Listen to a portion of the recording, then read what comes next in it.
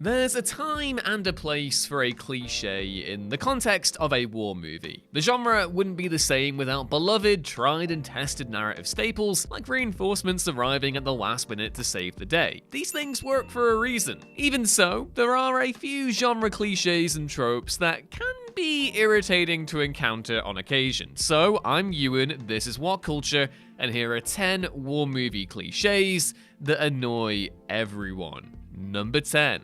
Polite and bumbling British soldiers. A war movie cliche that Hollywood refuses to let go of is the preconceived image of a British soldier, whether that be in a World War II film or something more modern. A polite individual who never forgets their manners, this stereotypical rendition speaks exclusively in either clipped upper-class tones or a near incomprehensible Cockney accent. However, this caricature's most irritating feature is an insistence on bumbling incompetence in contrast to their savvy American counterparts, willing to follow misjudged orders to the letter even if it means their own demise. Now, not a movie I know, but Band of Brothers Replacements episode is a prevalent example of this cliche in action. A notable sequence sees a pig-headed British tank commander refusing to destroy a Dutch house to expose a German tiger due to a British-Dutch agreement to avoid unnecessary property damage during Operation Market Garden. The clueless officer then proceeds to order the Allied tanks to drive directly into the enemy's line of fire, dooming his crew in the process. In reality, British troops were just as competent and adaptable as their American counterparts, and also just as diverse in terms of background, and yet depictions like this continue to linger. Damned rude if you ask me. Number 9. Cliched squads.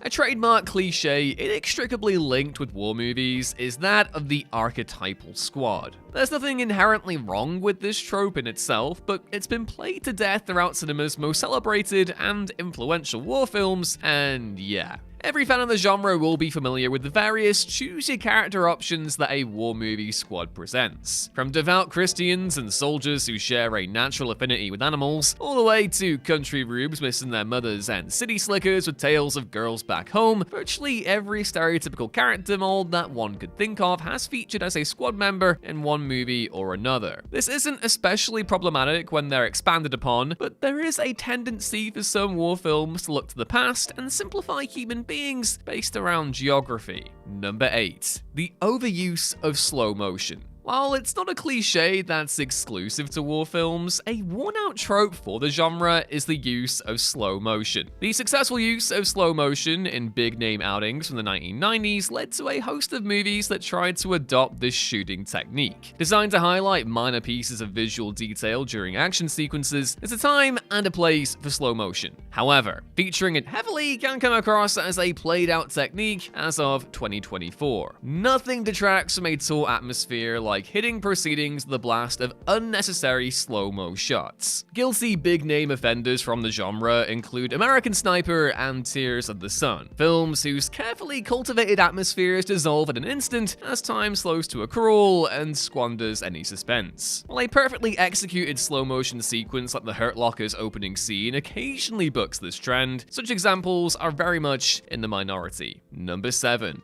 Incompetent officers. Becoming an officer in the military is no picnic. While there may be a preconceived notion that senior soldiers have it easier than the typical army rank and file due to their higher status, the truth is that officers undergo a lengthy and rigorous selection process to qualify for their position like many other soldiers. With that being said, it's an inescapable fact that the incompetent officer trope is down to a selection of real-life gung-ho examples. Men who made their men miserable or put their lives at risk through general ineptitude. We most regularly see this trope played out in the litany of Vietnam War films out there, where officers are typically shown out of their depth compared to more resilient NCOs. Again, these depictions take from reality, but their sheer prevalence does kind of obliterate the nuance behind the difference in competency between officers and rank-and-file soldiers. Basically, these characters typically serve no greater purpose than to illustrate their ineffectiveness in contrast to the film's cast of battle-hardened, savvy veterans. It's not every film, and it has its place, but it can be kind of eye-rolling in places. Number 6. World War II movies that focus too heavily on the United States. A great deal of the most celebrated World War II movies of all time all have something in common. They place a heavy emphasis on the USA and its importance in winning the war at the expense of other allied nations, such as the Soviet Union, the United Kingdom and her empire, Canada, and so on. This status quo is further underlined by standout World War II television outings like Band of Brothers or Masters of the Air. These shows make use of a primarily British talent pool but fail to adequately acknowledge the nation's role in the conflict in a positive light. Now, while there's nothing wrong with films focusing on Americans in the war, obviously, it can be an issue when it encroaches on historical reality and draws the focus away from deserving stories from other nations, as was the case with 2000's U-571, which reimagined the British-led operation to decipher the Enigma machine as an American effort. This debate stretches back all the way to the war itself, with 1945's Objective Burma, a film based on the American contribution in that theater of war, which was dwarfed by that of the British Imperial and Commonwealth forces, causing controversy in the UK at its London premiere. Ultimately, while the United States had a significant and world-changing impact on the conflict, the overwhelming focus on the US contribution to World War II has overshadowed that of other nations in Hollywood specifically. International cinema has risen to the occasion of addressing this imbalance, but it can't compete with the sheer voluminous output that Hollywood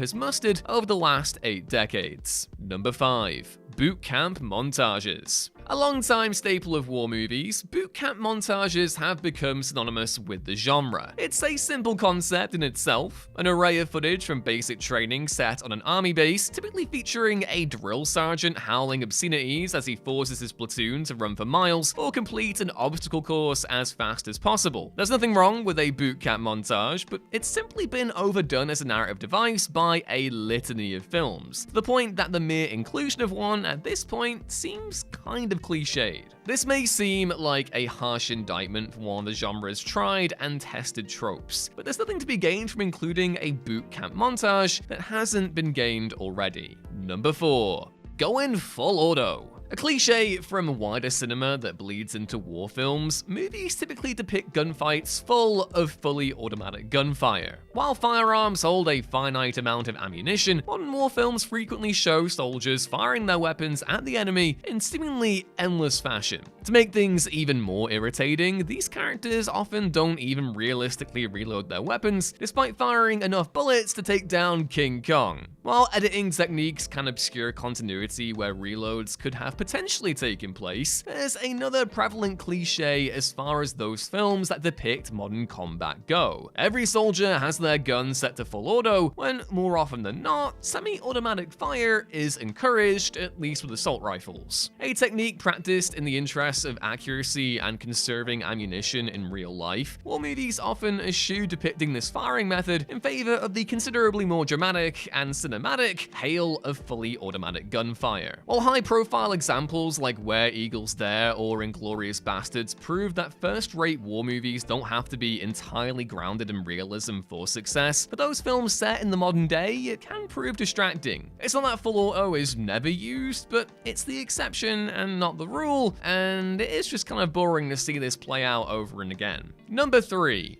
That's an order. A frequently used and tiresome war movie trope is that of senior officers disciplining their troops by reiterating that their order is actually an order. Unsurprisingly, for such a contradictory sentence, this trope's inclusion detracts from a war film's sense of authenticity. High-profile genre offenders include Full Metal Jacket, Battle of the Bulge, and my beloved The Guns of Navarone, highlighting that even some of the finest war films aren't immune to this persistently annoying read. This trope's inclusion isn't necessarily detrimental, given that war films don't have to be unwaveringly authentic to produce a quality offering. With that being said though, it still presents a played-out cliche in and of itself. Number 2.